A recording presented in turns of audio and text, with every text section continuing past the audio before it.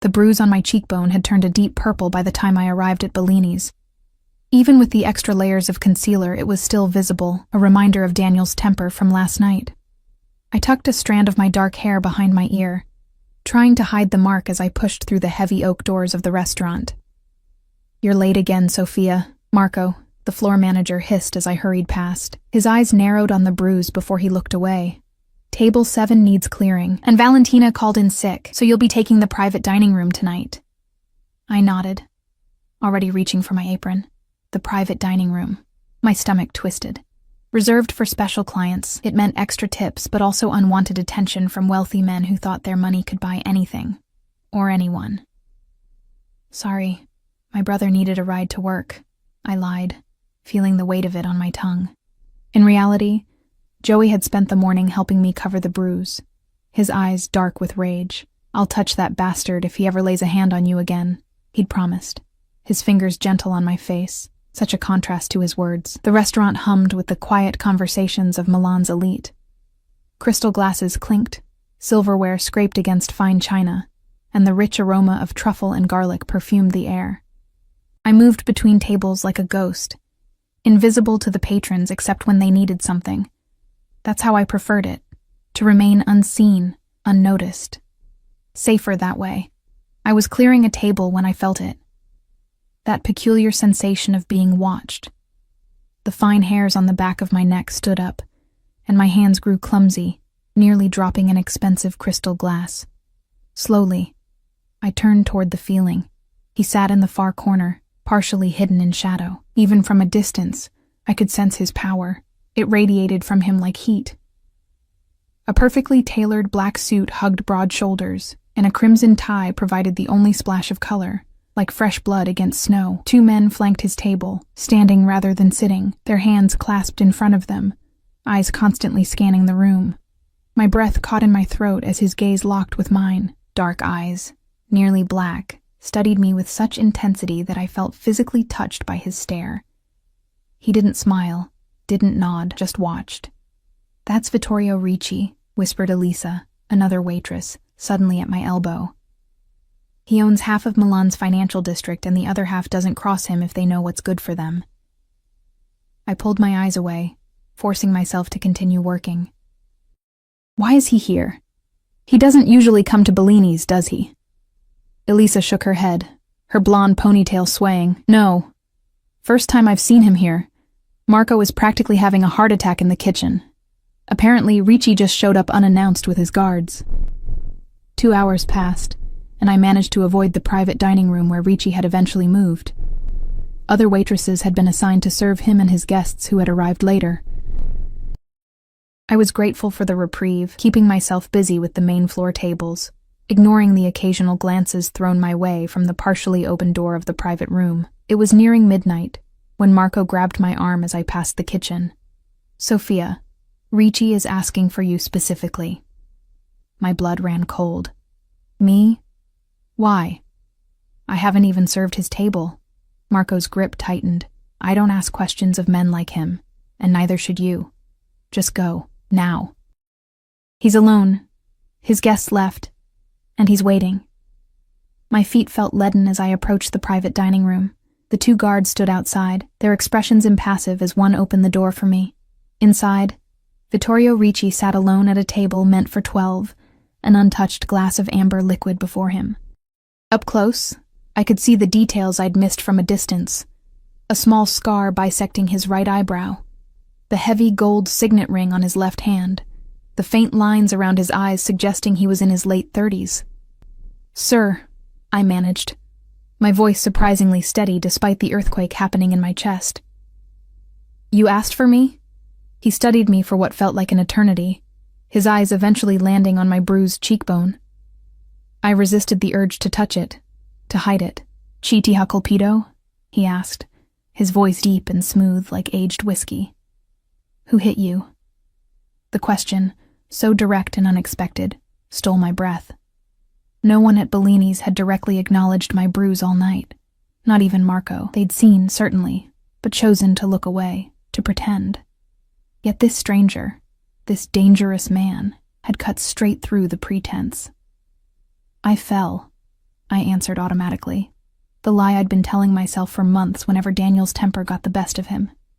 Ricci's eyes narrowed slightly, the only indication that he'd heard me. He leaned back in his chair, one finger tapping rhythmically against the tablecloth. "Sit," he said, gesturing to the chair across from him.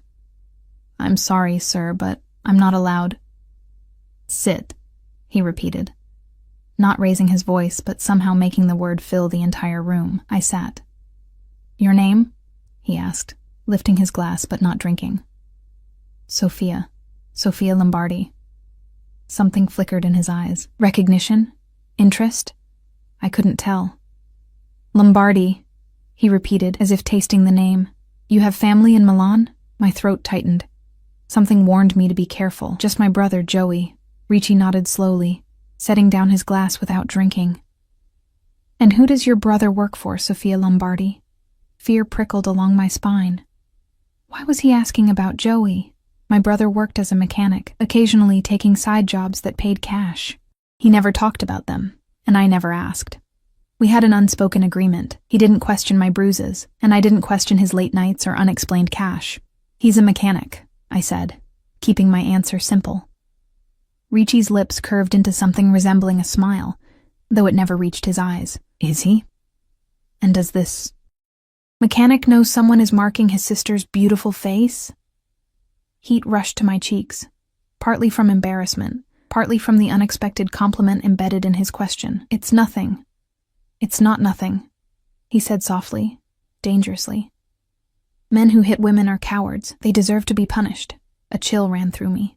There was something in his tone, a promise of violence that should have frightened me but instead made me feel strangely protected.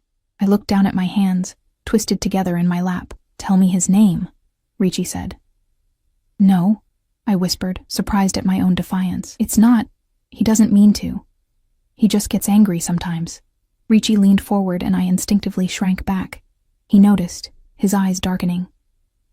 "You defend him. Interesting." He reached into his jacket and pulled out a business card, sliding it across the table. "When you decide you deserve better, call this number." I stared at the card. It was blank except for a phone number printed in elegant black script. "I don't understand." "You will," he replied, standing smoothly. He towered over me, his presence making the spacious room feel suddenly small. "What time do you finish work?" The question caught me off guard. 2 a.m. He nodded once. "My driver will take you home." "That's not necessary." "It wasn't an offer." He cut me off, buttoning his suit jacket. "It's not safe for a woman to travel alone at that hour." Before I could protest further, he walked to the door, pausing with his hand on the handle. "The bruise," he said without turning, "should be treated with arnica. It helps with the swelling." Then he was gone, leaving behind only the scent of expensive cologne and the business card that seemed to burn against my fingertips. The rest of my shift passed in a daze. I kept expecting Ricci to return, but he didn't. The business card felt heavy in my apron pocket, a weight I was acutely aware of with every movement. When 2 a.m. arrived, Marco stopped me before I could grab my coat. "There's a car waiting for you outside," he said, his expression unreadable. "Black Mercedes." "I can take the bus," I insisted. Marco shook his head. "Not tonight, you can't. Go, Sophia. Don't keep him waiting." Outside, the night air was crisp with approaching autumn. True to Marco's word, a sleek black Mercedes idled at the curb, its engine a quiet purr in the night. A driver in a black suit stood beside the rear door, opening it as I approached. I hesitated, clutching my worn handbag to my chest. "Miss Lombardi," the driver said, his voice respectful. "Mr. Ricci insists on your safety." Ricci wasn't in the car, I realized with a mixture of relief and disappointment as I slid into the luxurious leather back seat. The interior smelled of leather and the same cologne Ricci had worn. The driver closed the door and returned to his position behind the wheel. "Your address?" he asked, meeting my eyes in the rearview mirror. I gave him my apartment building's location, in a neighborhood that was worlds away from the elegance of Bellini's clientele. The car pulled smoothly into the late-night traffic of Milan. My phone vibrated in my bag. "Joey," I answered immediately. "Where are you?" His voice was tight with worry. "You should have been home by now." "I'm on my way," I assured him. "Got a ride." "A ride? From who?" The suspicion in his voice was clear. I glanced at the driver, who gave no indication he was listening. "I'll explain when I get home. Everything's fine." "Sophia, listen to me." Joey's voice dropped to a near whisper. "Stay away from Vittorio Ricci. If he's shown any interest in you, any at all, you need to—" The call cut off abruptly. I frowned, checking my phone. No service. Strange. "Problem with your call, miss?" the driver asked. "Lost connection," I muttered, unease growing in my stomach. How did Joey know about Ricci? And why the warning? The car stopped in front of my apartment building, the contrast between the luxury vehicle and the rundown surroundings almost comical. The driver opened my door. "Mr. Ricci would like to know if you'll be working tomorrow night," he said as I stepped out. My heart skipped a beat. "Yes." The driver nodded. "Good night, Miss Lombardi." I watched the Mercedes disappear into the night before turning toward my building. The stairwell light was out again, forcing me to use my phone's flashlight to navigate the 4 flights to my apartment. Joey should be home, probably pacing and waiting for an explanation about the ride and the cutoff call. But when I opened our apartment door, I was met with silence and darkness. "Joey," I called, flipping on the lights.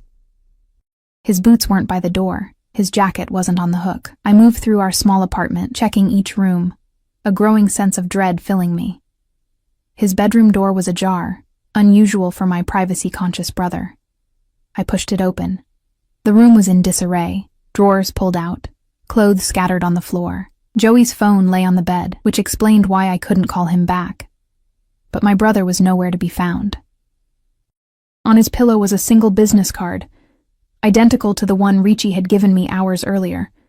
My hands trembled as I pulled out my own card, comparing them. The same elegant black script, the same phone number. I sank onto Joey's bed, fear closing my throat as the realization dawned. By morning, my brother had vanished, and the only person who might know why was the dangerous man who'd asked me, "Who hit you?" Sleep evaded me that night. I paced our small apartment until dawn broke, alternating between calling Joey's friends and staring at the business card Ricci had given me. None of Joey's friends had seen him, or so they claimed. Their voices had a strange edge to them, a hesitance that felt like fear.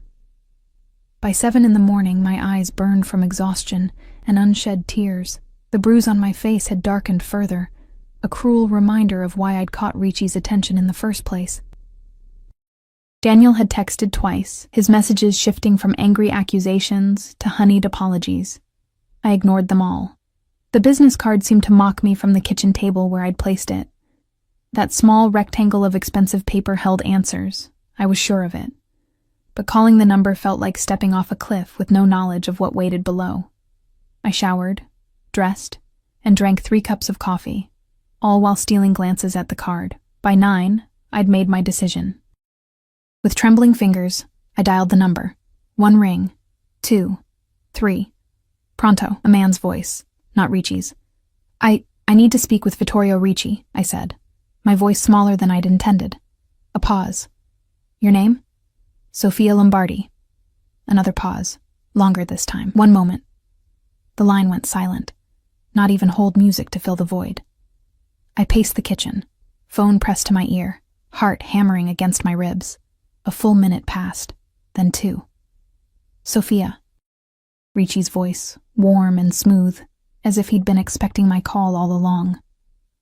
The Italian pronunciation of my name, Sophia instead of Sophia, sent an unexpected shiver down my spine. "Where is my brother?" I demanded, surprising myself with the strength in my voice. Straight to business.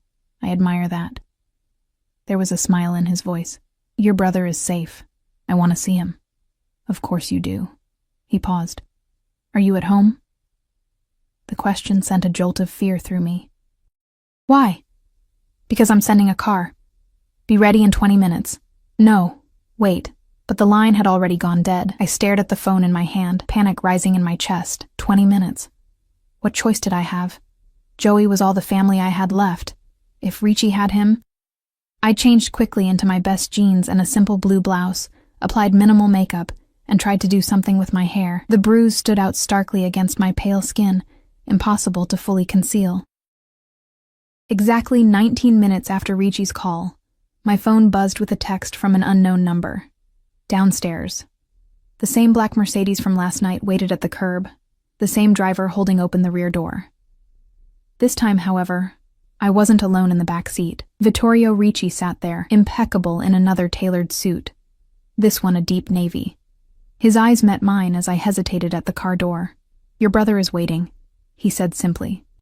I slid into the seat beside him, keeping as much distance as the luxury car would allow. Up close, in daylight, he was even more intimidating, and undeniably handsome. The scar through his eyebrow gave his otherwise perfect features a dangerous edge. His cologne filled the enclosed space, expensive and subtle. "Where are we going?" I asked as the car pulled away from the curb. "My home," he replied, watching me with that same intensity from the restaurant. "Your brother is there." "Why? Why take him? Why any of this?" The questions tumbled out before I could stop them. Ricci studied me for a long moment. "Your brother works for Salvatore Bianchi." "Do you know who that is?" I shook my head, though the name sounded vaguely familiar. "Bianchi controls the drug trade in 3 districts of Milan. He's also my enemy." Ricci's voice remained conversational, as if discussing the weather rather than criminal empires. "Your brother has been collecting information for Bianchi. About my businesses, my movements." My mouth went dry. "Joey is a mechanic." Ricci's lips curved slightly. "He repairs cars, yes, including those belonging to my associates. Very convenient for planting listening devices, wouldn't you agree?" The world seemed to tilt beneath me. Joey, involved with the Mafia, it couldn't be true. And yet, the unexplained cash, the late nights, the vague explanations of side jobs, "He wouldn't," I whispered, but doubt had already taken root. "He did," Ricci countered, not unkindly. For over 6 months, the car turned onto a private road lined with tall cypress trees, eventually stopping before a massive iron gate guarded by armed men. After a brief inspection, we were waved through to a sprawling estate. The villa at its center was a masterpiece of modern architecture blended with classical Italian design, glass and stone and soaring ceilings. Ricci escorted me inside, his hand barely touching the small of my back, yet somehow burning through the fabric of my blouse. The interior was minimalist but luxurious. Armed men, stationed discreetly throughout, made no attempt to hide their presence. "Where is Joey?" I asked again, as he led me through a vast living area. "Soon," he promised, guiding me to a sunlit terrace overlooking immaculate gardens. A table had been set for breakfast. Fresh fruit, pastries, coffee. "Sit. Eat something." "You look exhausted." "I'm not hungry." It was a lie. I hadn't eaten since yesterday's lunch shift at the restaurant. Ricci pulled out a chair. "Sit anyway." I sat, if only because my legs felt ready to give out. He took the seat across from me, signaling to a waiting staff member who immediately poured coffee for us both. "Why am I here?" I asked, wrapping my hands around the warm cup. If this is about Joey's work, I knew nothing about it. "I believe you," he said, surprising me. "You're here because your brother asked for you." Hope flared in my chest. "He's okay? Not hurt?" Something flickered in Ricci's dark eyes. Regret, perhaps. "He has been questioned, firmly, but he will recover." Fear turned my blood cold. "What does that mean? What did you do to him?" "What was necessary." Ricci sipped his coffee, his gaze never leaving my face. "Your brother made choices, Sophia, dangerous ones. In my world, those choices have consequences." Tears burned behind my eyes. "Please. He's all I have." "Not anymore," Ricci said quietly. Before I could process what he meant, a side door opened. 2 of Ricci's men entered, supporting Joey between them. My brother's face was bruised, one eye swollen shut, his lips split. He limped heavily as they guided him to a chair at the table. "Joey!" I rushed to him, hands hovering uncertainly over his injuries. "Oh God, what did they do to you?" Joey winced as he settled into the chair. "I'm okay, Soph. It looks worse than it feels." I rounded on Ricci, fury displacing fear. How dare you? You had no right. I had every right. Ricci cut me off, his voice suddenly hard. Your brother betrayed my trust, endangered my people. The traditional punishment would have been much more permanent. Joey grabbed my hand. Sophia, stop. He's right. I knew what I was doing, knew the risks. Salvatore promised good money, protection. His eyes, one bloodshot and damaged, found mine. I did it to get us out of that neighborhood, away from Daniel.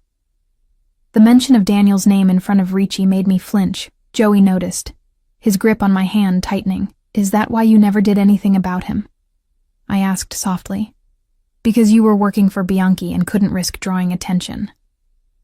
Joey nodded, shame evident in his expression. I thought I could handle it all, make enough money to get us out, keep my head down. But then Ricci's men found one of the bugs I'd planted. And here we are. Ricci finished for him, gesturing elegantly at the terrace, the estate, the armed guards. What happens now? I asked, looking between my brother and the dangerous man who had brought us here. Ricci leaned back in his chair, considering us both. I have a proposition, one that benefits everyone at this table. Joey tensed beside me. What kind of proposition? You, Giuseppe Lombardi, will continue your work as a mechanic. But now, you work exclusively for me. You will use the skills that made you valuable to Bianchi to strengthen my security instead. In return, you keep your life. My brother swallowed hard. And Sophia? Ricci's eyes moved to me, so intense I could almost feel the weight of his gaze. Your sister will remain under my protection. To ensure your loyalty, of course. No, I said immediately. I'm not collateral. You misunderstand, Ricci said, his voice softening. My protection means no more bruises from men like Daniel. It means a better apartment in a safer neighborhood. It means a life where you don't have to serve entitled businessmen at Bellini's. Sounds like a gilded cage to me, I countered. A small smile played at the corner of his mouth. Perhaps. But isn't it better than the cage you're already in? He had a point, though I hated to admit it. My life had become a series of cages. Daniel's abuse, the struggle to pay bills, the dead-end job, the dangerous neighborhood. Was Ricci's cage really worse? At least it came with Joey's safety guaranteed. I need your answer, Sophia, Ricci said, his patience clearly limited. Your brother has already agreed to his part. Joey squeezed my hand. It's going to be okay, Soph. He'll protect you better than I could. Looking at my brother's battered face, I realized we'd run out of options. Whatever game Joey had been playing with Bianchi and Ricci, we'd lost. All that remained was damage control. Fine, I said, the word tasting bitter on my tongue. I accept your protection, but I keep my job at Bellini's. Ricci raised an eyebrow. Why would you want to? Because it's mine, I answered simply. It's the one thing in my life that I chose. He studied me for a long moment, before nodding once. As you wish, but my driver will take you to and from work. No arguments. It wasn't much of a victory, but it was something. A small piece of independence preserved in what was rapidly becoming a life controlled by Vittorio Ricci. There's one more condition, Ricci added, his eyes darkening as they lingered on my bruised cheekbone. Tell me Daniel's full name. A chill ran through me. Why? Tell me, he repeated, his tone making it clear this was non-negotiable. I glanced at Joey, who nodded almost imperceptibly. Daniel Russo. He works at the shipping company on Via Dante. Ricci smiled, a predator's smile that never reached his eyes. Thank you, Sophia. He stood, buttoning his jacket with one fluid motion. Now, I believe we all need to rest. It's been a long night for everyone. As if on cue, the two men who had brought Joey returned to the terrace.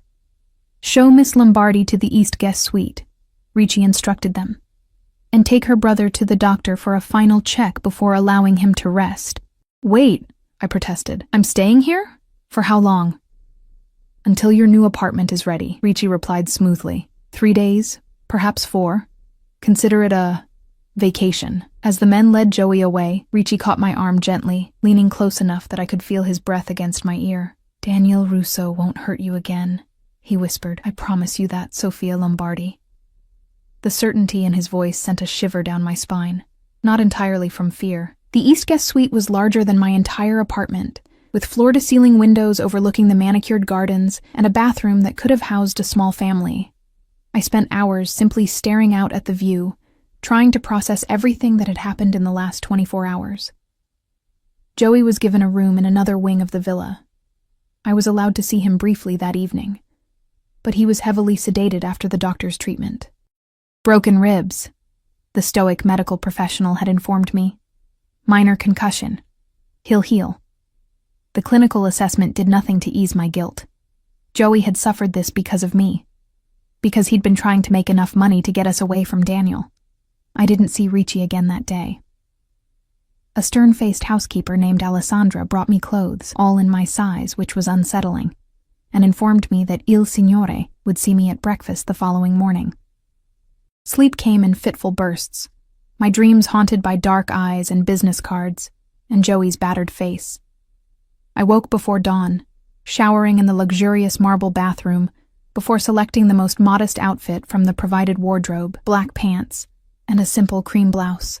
I pinned my hair back, applied minimal makeup, and waited for whatever came next in this strange new reality. At precisely 8, Alessandra knocked on my door. "Breakfast is served on the main terrace, Miss Lombardi." I followed her through the labyrinthine villa, noting the tasteful art adorning the walls, the subtle security cameras in every corridor, the armed men stationed at key points. This was a beautiful fortress, designed to keep threats out and perhaps certain people in. Vittorio Ricci sat at the same table as yesterday, reading something on a sleek tablet. He stood when he saw me, a gesture so formal and old-world that it momentarily threw me off balance. "Buongiorno, Sofia," he said, pulling out a chair for me. "Did you sleep well?" "As well as can be expected," I replied, taking the offered seat. "How is Joey today?" Ricci sat across from me, signaling to a waiting staff member who immediately began serving coffee and pastries. "Your brother is recovering. The doctor is with him now." His eyes moved to my cheekbone, where the bruise had begun to fade slightly. "I see you found the arnica cream I had left in your bathroom." I touched the bruise self-consciously. "Yes. Thank you." He nodded once, satisfied, and returned to his breakfast. We ate in silence for several minutes. The only sounds the distant chirping of birds and the occasional rustle of guards shifting positions around the perimeter of the terrace. "Your new apartment will be ready tomorrow," Ricci said eventually. "In Brera. I think you'll find it suitable." Brera, one of Milan's most exclusive neighborhoods, with its art galleries and upscale boutiques, light years away from my current reality. "That's very generous." "It's necessary," he corrected. "My associates live in certain neighborhoods. It's expected." I set down my coffee cup. "And that's what I am now? Your associate?" A smile played at the corners of his mouth. "For now, let's say you're under my protection." "And what does that mean exactly? What are the rules of this arrangement?" Ricci studied me for a long moment. "You may continue working at Bellini's as we agreed. My driver will take you to and from work. You will not contact Daniel Russo or respond if he attempts to contact you. If you need anything at all, you call the number on the card I gave you." "That's it?" I asked skeptically. "For now." He folded his napkin precisely. "Though I would like to request the pleasure of your company for dinner occasionally." The word request seemed at odds with the man before me, who clearly wasn't accustomed to being denied. "And if I refuse?" Ricci's eyes darkened slightly. "You won't." Before I could respond, his phone vibrated on the table. He glanced at it, his expression hardening instantly. "Excuse me," he said, standing. "A matter requires my attention. Please, finish your breakfast. Alessandra will show you to your brother when you're ready." He left with swift, purposeful strides, barking rapid Italian into his phone as he disappeared into the villa. I sat alone on the terrace, surrounded by luxury and beauty, and the persistent feeling of being trapped. After breakfast, Alessandra led me to Joey's room. My brother looked better than yesterday, though the bruising around his eye had darkened considerably. He sat propped up in bed, his torso heavily bandaged beneath a loose t-shirt. "Hey, Soph," he said, attempting a smile that turned into a wince. I sat carefully on the edge of his bed. How are you feeling? Like I got hit by a truck. He shifted, grimacing. But I'll live. Ricci's doctor knows his stuff. I took his hand, noting the bandages around his wrists. Joey, what have you gotten us into? He looked away. I didn't mean for you to get involved. That was never the plan. What was the plan? Working for a drug dealer? Spying on Ricci? My voice rose despite my efforts to stay calm. Do you realize how dangerous these people are? Of course I do, he snapped, then immediately softened. I'm sorry. It's just... Bianchi approached me 6 months ago. One of his guys brought in a Ferrari for repairs, saw I had skills. They offered good money to install some custom modifications, bugs, GPS trackers. It seemed simple at first. He swallowed hard. Then they asked me to plant devices in cars that came into the shop belonging to Ricci's people. And you didn't think that might be risky? I did it for us, Sophia. His eyes, one still swollen, filled with tears. To get enough money saved so we could move somewhere better, somewhere Daniel couldn't find you. The mention of Daniel sent a familiar chill down my spine. Speaking of, have you heard anything? Joey's expression changed, something dark flitting across his features. No. But Ricci asked me a lot of questions about him yesterday. A knock at the door interrupted us. Alessandra entered, her face impassive as always. Miss Lombardi, Il Signore requests your presence in his study. Joey squeezed my hand. Be careful, Soph. Ricci may seem civilized, but remember what he is. I nodded, kissing my brother's forehead before following Alessandra through the villa. She left me outside a heavy wooden door, knocking once before disappearing down the corridor. Enter! Ricci's voice called from within. The study was everything I expected. Leather-bound books, antique desk, the scent of cigars and leather. What I didn't expect was the man kneeling on the floor, face bloody and swollen, hands bound behind his back. Ricci stood behind his desk, jacket removed and sleeves rolled up, revealing powerful forearms marked with faint scars. 2 guards flanked the kneeling man. My breath caught in my throat as the man looked up, his terrified eyes meeting mine. Daniel. Ah, Sophia, Ricci said, his voice deceptively casual. I apologize for the unpleasant scene. I wasn't expecting you quite so soon. I couldn't move, couldn't speak. Daniel's face was barely recognizable through the blood and swelling. His left eye was completely closed, his lips split in multiple places. Sophia, Daniel whimpered. Help me, please. Ricci moved around the desk with fluid grace, coming to stand beside me. Daniel and I have been having a conversation about respecting women, about consequences. My legs trembled beneath me. What are you going to do to him? That, Ricci said softly, depends on you. On me? He nodded, dark eyes studying my reaction. This man marked your beautiful face. He hurt what belongs to me. The traditional punishment would be severe. I don't belong to you, I whispered, even as something deep inside me responded to his possessive words. A small smile curved his lips. Not yet.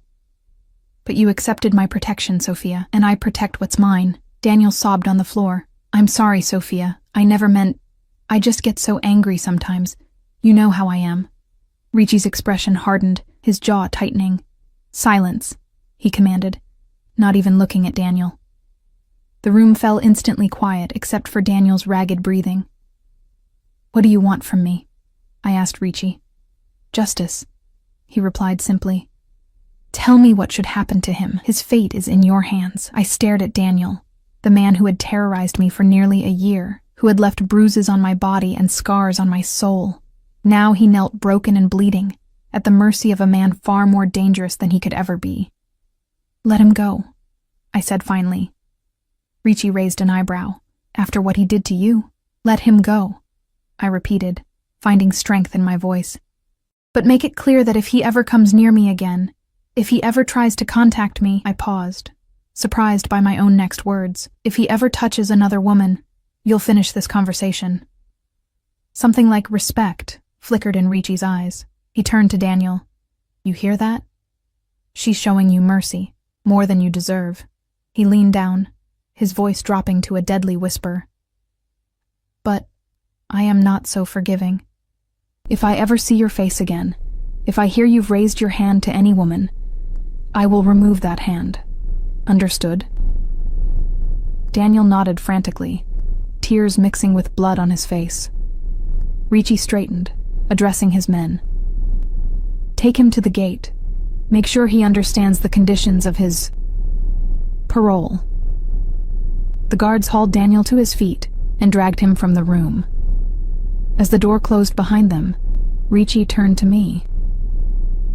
"You surprise me, Sofia Lombardi," he said softly.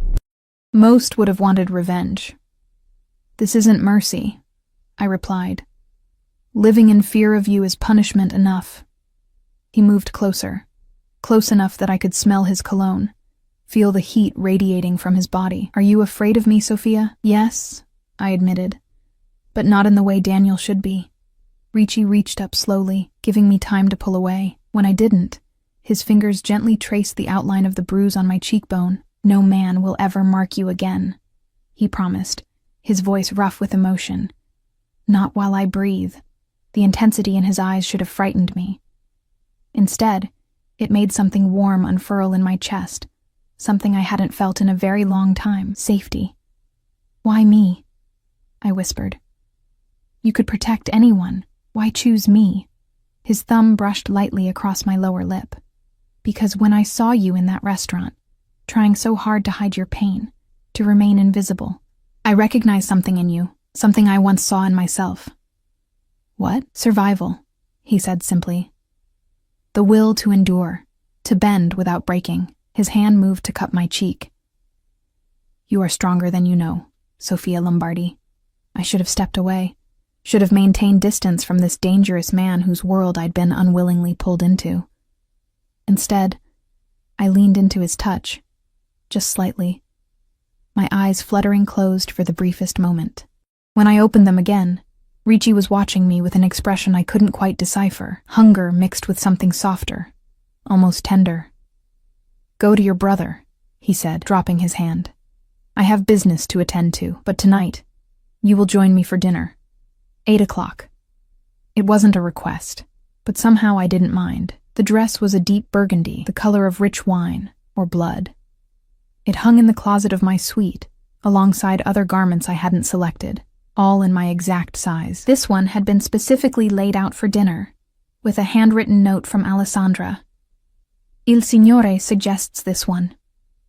I slipped it on, the silk caressing my skin like water.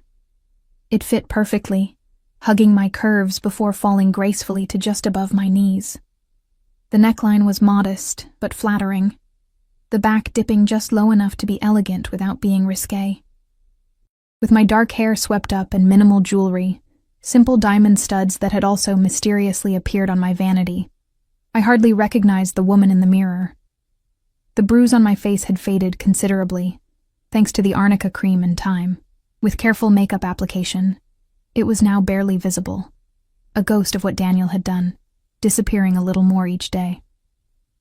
At precisely 5 minutes to 8, Alessandra knocked on my door. "Il Signore awaits you in the dining room."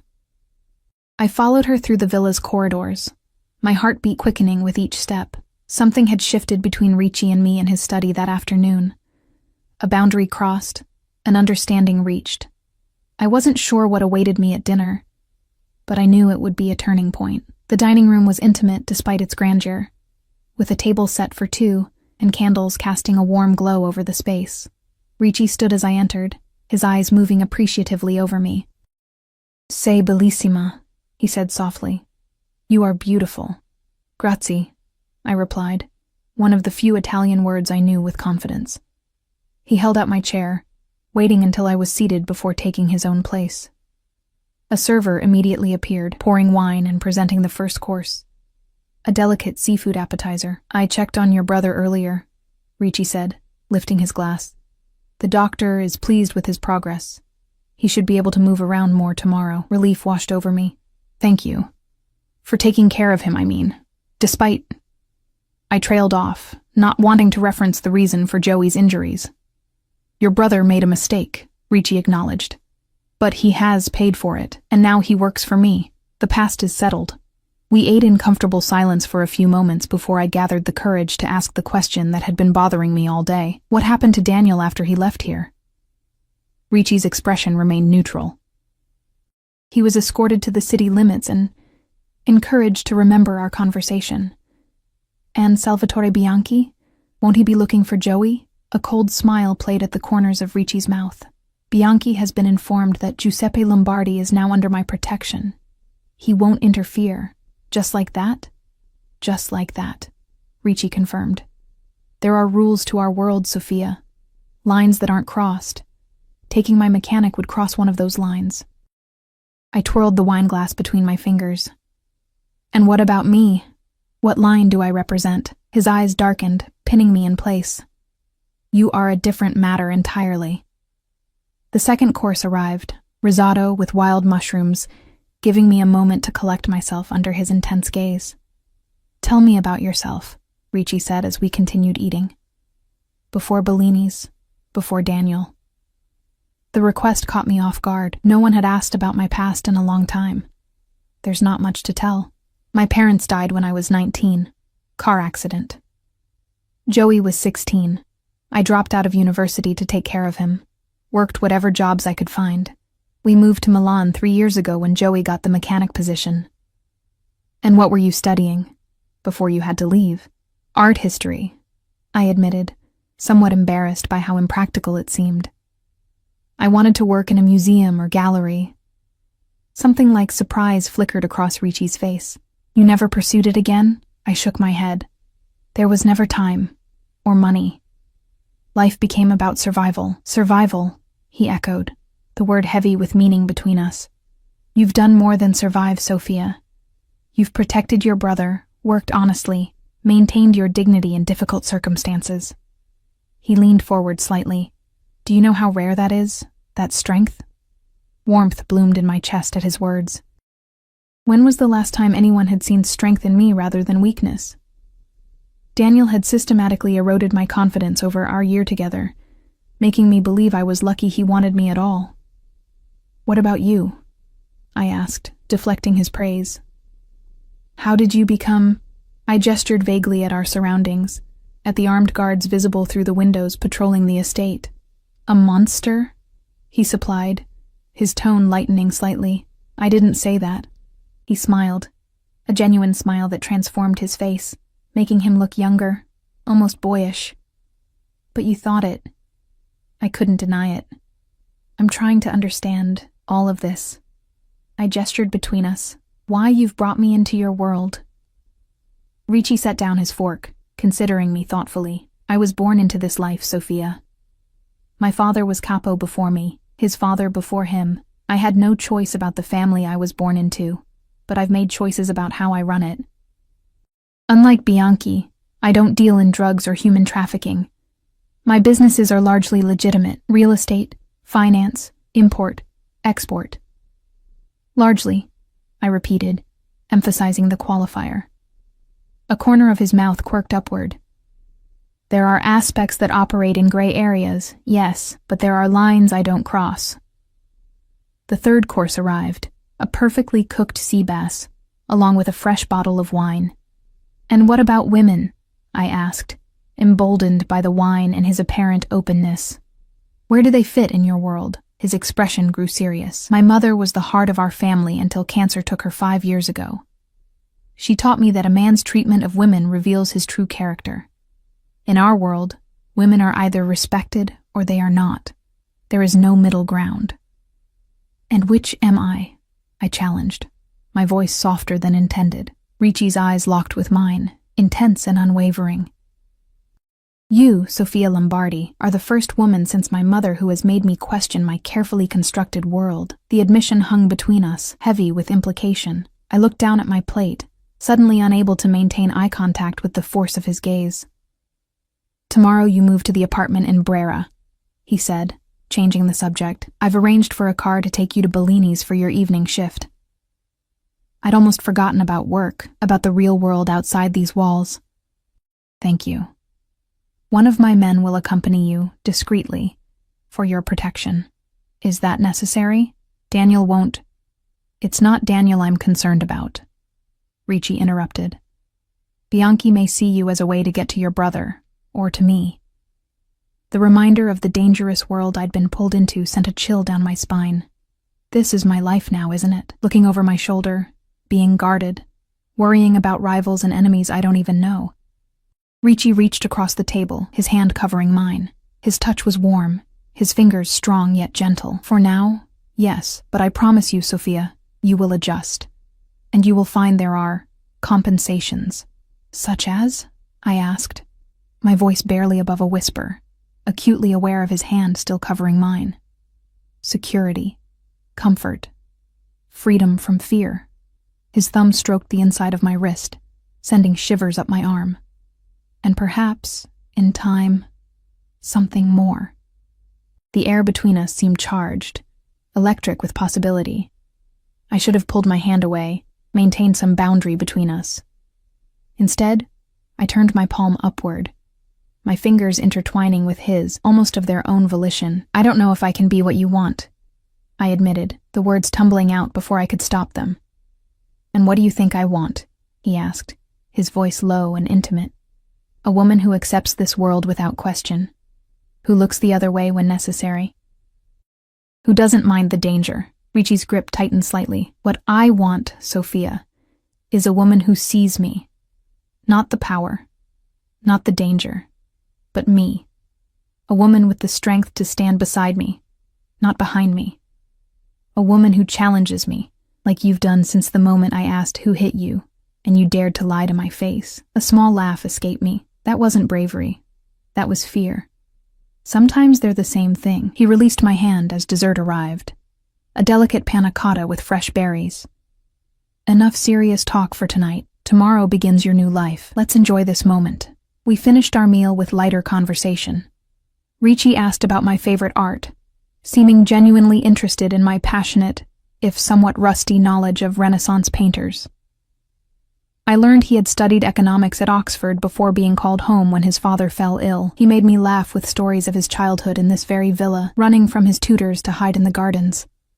By the time coffee was served, I felt strangely at ease with this complicated man, part ruthless crime boss, part cultured gentleman, altogether dangerous to my heart and soul.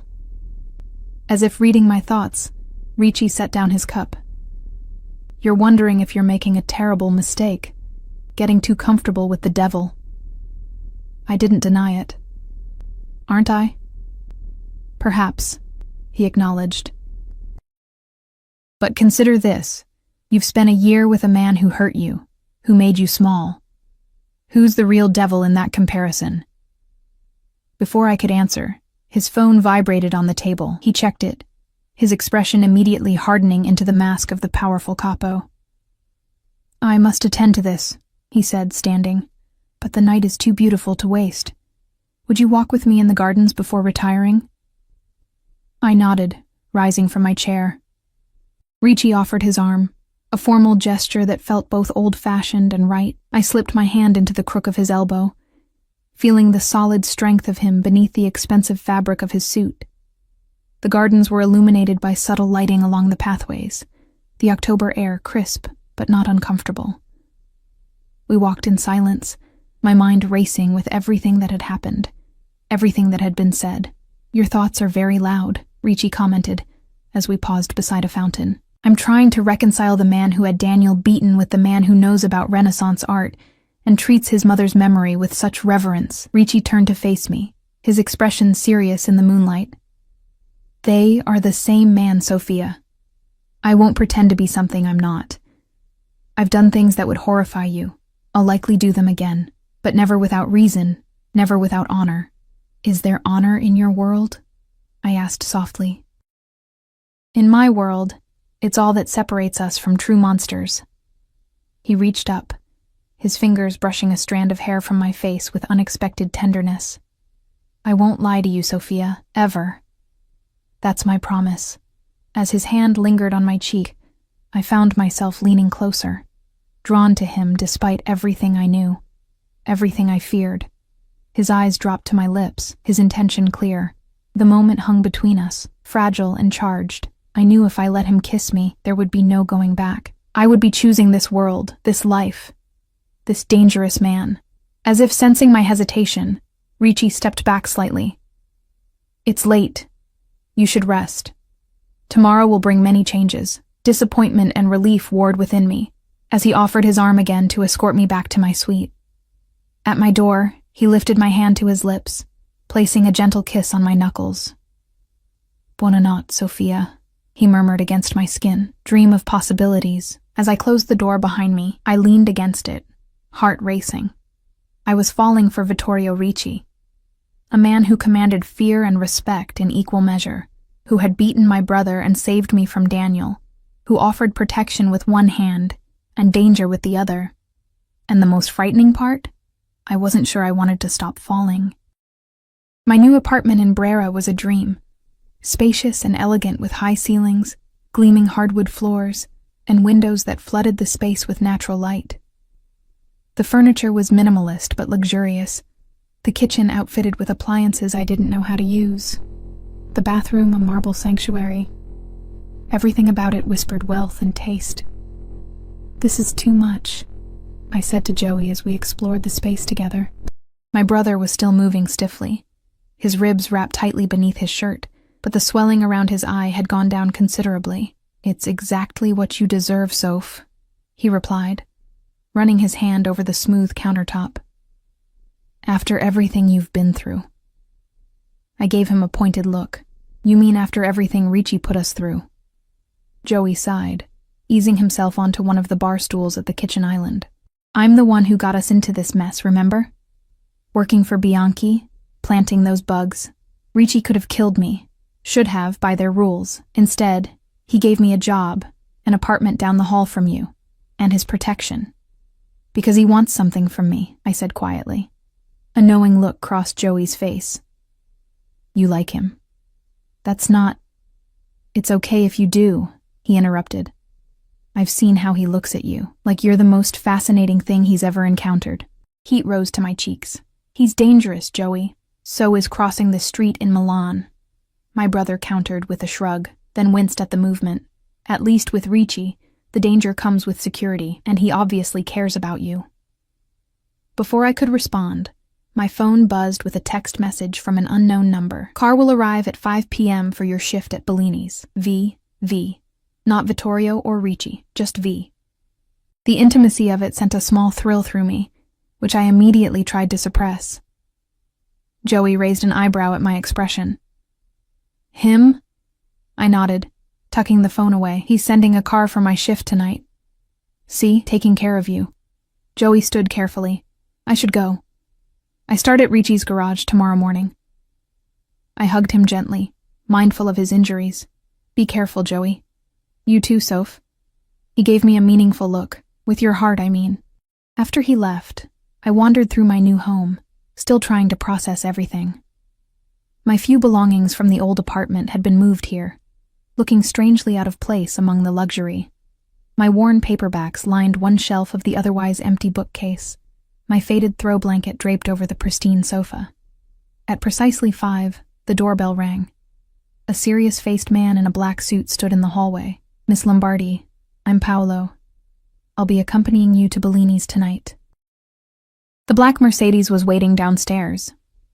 As we drove through Milan's evening traffic, I found myself searching the back seat, half expecting Ricci to be there as he had been yesterday morning. But I was alone, save for Paolo in the front seat and the driver. Arriving at Bellini's in a chauffeur-driven Mercedes with a bodyguard raised eyebrows among the staff. Marco, the floor manager, pulled me aside immediately. What's going on, Sophia? First Vittorio Ricci asks for you personally. Now you arrive like this? I kept my expression neutral. I've moved apartments. A friend arranged transportation. Marco looked skeptical but didn't press further. You're on main floor tonight. Tables 12 through 16. The shift passed in a blur of familiar motions. Taking orders, serving dishes, clearing tables. Several times I felt Paolo's watchful eyes from his position at the bar, where he nursed a single glass of water all evening. He wasn't obvious about his surveillance, but I was acutely aware of his presence. Just before midnight, Marco appeared at my elbow as I was inputting an order. Ricci is here, he whispered urgently. Table 20. He's asking for you. My heart skipped a beat as I turned toward table 20. Sure enough, Vittorio Ricci sat there, impeccable in a charcoal suit. 2 guards positioned discreetly nearby. Our eyes met across the restaurant, and he inclined his head slightly in acknowledgement. "I'll take over your other tables," Marco said, practically pushing me in Ricci's direction. "Don't keep him waiting." I approached Ricci's table, conscious of curious stares from both staff and patrons. He stood as I neared, a gesture of respect that wasn't lost on anyone watching. "Sophia," he greeted me, his voice warm. "I hope I'm not interrupting your work." "Not at all," I replied, hyper-aware of our audience. "Can I get you something, Mr. Ricci?" A ghost of a smile played on his lips at my formality. "Just a moment of your time. When is your break?" "In about 20 minutes. He nodded. "I'll wait." For the next 20 minutes I worked on autopilot, my mind racing. Why was he here? What did he want to discuss that couldn't wait until after my shift? When my break finally came, Marco practically shoved me toward the staff exit. "He's waiting in the alley. Private conversation," he said. Sure enough, Ricci stood in the alley behind Bellini's, his driver keeping the Mercedes running a few feet away. No guards were visible, though I suspected they weren't far. "I apologize for the dramatic setting," Ricci said as I approached. "But I needed to speak with you privately." "Is something wrong?" "Joey, your brother is fine," he assured me quickly. "This is about another matter, a potentially dangerous one." Alarm coursed through me. "What is it?" "Salvatore Bianchi has been asking questions about you," Ricci said, his expression grave. "My sources tell me he's discovered our connection." "What does that mean?" Ricci stepped closer, his voice dropping. "It means he may see you as a way to strike at me. I've doubled security at your apartment building, but I'm concerned about you working here. It's too exposed, too public." I crossed my arms, suddenly cold despite the mild night. "Are you asking me to quit?" "I'm asking you to consider it," he corrected. "For your safety. This job is all I have that's still mine," I said softly. "The one thing in my life that hasn't been completely upended." Ricci's expression softened. "I understand that, but your safety must come first. I can't hide forever. I can't live in a cage, even a beautiful one." He reached out, his fingers brushing my arm lightly. "What if I offered an alternative? A position at the Ricci Foundation's art collection, managing acquisitions, organizing exhibitions, using that art history education you never got to finish." I stared at him, stunned. "You're offering me a job, working with art?" "It would be safer than here, and perhaps more fulfilling." His eyes searched mine. "Say yes, Sophia." The offer was tempting, so tempting it made my heart ache. To work with art again, to use the knowledge I'd abandoned when my parents died. "I need to think about it," I said finally. He nodded, not pushing further. "Of course. Take all the time you need." He checked his watch. "Your break is nearly over. I won't keep you." As I turned to go back inside, he caught my hand. "Sophia." I looked back at him, caught by the intensity in his dark eyes. "Have dinner with me tomorrow night," he said. "At your apartment. I'll cook." The image of Vittorio Ricci, dangerous Mafia boss, cooking in my kitchen was so unexpected I almost laughed. "You cook?" A genuine smile transformed his face. "My mother insisted all her children learn. She said it was the best way to ensure we'd never go hungry if the family fortune disappeared overnight." "Wise woman," I murmured. "Is that a yes?" I hesitated only a moment before nodding. "Yes." His smile widened, making him look younger, almost carefree. 8 o'clock. I'll bring everything we need. The rest of my shift passed in a daze, my mind alternating between concern over Bianchi's interest in me and anticipation of tomorrow's dinner. When Paolo escorted me back to the car at 2 a.m., I noticed he was even more vigilant than earlier, his eyes constantly scanning our surroundings. "Is something wrong?" I asked as we drove through Milan's nearly empty streets. "Just a precaution, Miss Lombardi," he replied, but the tension in his shoulders told me otherwise. We arrived at my new apartment building without incident. Paolo insisted on escorting me all the way to my door, checking the apartment before leaving me with strict instructions to lock up and call immediately if I noticed anything unusual. Sleep eluded me that night, my dreams haunted by shadowy figures, and the constant feeling of being watched. I woke early, exhausted, but too restless to go back to sleep. After showering and dressing in casual jeans and a sweater, I decided to explore my new neighborhood. I texted Paolo first, as instructed. He replied immediately that he would meet me in the lobby in 10 minutes. I bit back my frustration at needing a babysitter, but understood the necessity given Ricci's warning about Bianchi. Brera was beautiful in the morning light. Elegant buildings, fashionable boutiques just opening for the day, cafes with outdoor seating despite the October chill. Paolo kept a discreet distance as I wandered, allowing me the illusion of independence while maintaining his vigilant watch. I stopped at a small cafe for coffee, choosing a table with a view of the street. Paolo positioned himself nearby, his attention focused outward rather than on me. As I sipped my cappuccino, I found myself wondering if this would be my life now. Beautiful, but constrained. Safe, but watched. Was the security worth the freedom I'd sacrificed? My phone buzzed with a text. Looking forward to tonight. Any food allergies I should know about? V. The message made me smile despite my melancholy thoughts. I replied, no allergies. Surprise me. His response came quickly. I always do. Those 3 words carried such promise, such danger. I put the phone away, my heart racing inexplicably. After finishing my coffee, I continued exploring, eventually finding a small bookstore tucked between 2 designer boutiques. I lost myself among the shelves, the familiar smell of books comforting in its normalcy. I selected a few art history volumes, a novel I'd been meaning to read, and a cookbook, a small act of domesticity for my new home. As I approached the register, I felt it again, that prickle of awareness, the sensation of being watched. I glanced toward the window, expecting to see Paolo. Instead, a dark sedan was parked across the street, a man in sunglasses staring directly at me through the bookstore window. He wasn't one of Ricci's men. I knew that instantly, though I couldn't have explained how. There was something different in his posture, his attention too obvious, too threatening. I turned away quickly, keeping my head down as I paid for my books. With shaking hands, I texted Paolo.